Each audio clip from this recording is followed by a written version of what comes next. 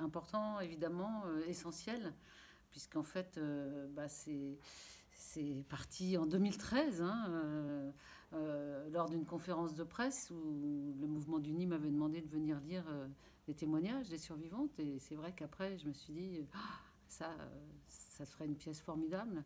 Dans les fictions, même dans le monde, entre guillemets, du spectacle et du cinéma, etc., on montre jamais... C'est pas que c'est une pièce trop réaliste, mais on montre jamais la vérité de ces femmes-là. C'est toujours un petit peu, soit sous un angle un peu glamour, soit alors vraiment le documentaire un peu trash, visage flouté, etc. Mais on voit jamais l'humanité de ces femmes. Quand j'ai lu les témoignages recueillis par le mouvement du Nid, c'est à partir de ce moment-là que la transformation s'est faite déjà.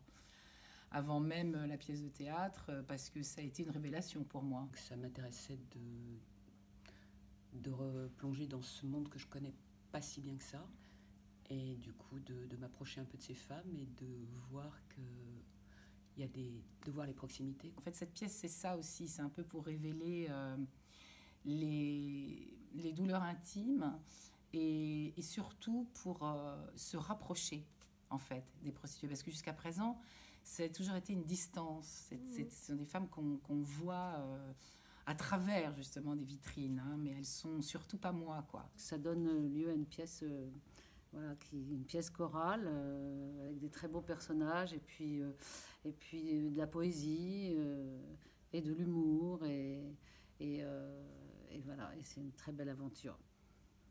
Ce qui, moi, m'intéresse dans cette pièce, c'est de dire aux femmes, comme moi, je me suis dit, ça pourrait être moi. Ça pourrait être moi. Finalement, j'ai eu de la chance parce que j'aurais pu complètement me trouver dans cette situation. Car, effectivement, je pense que c'est une situation et pas un métier.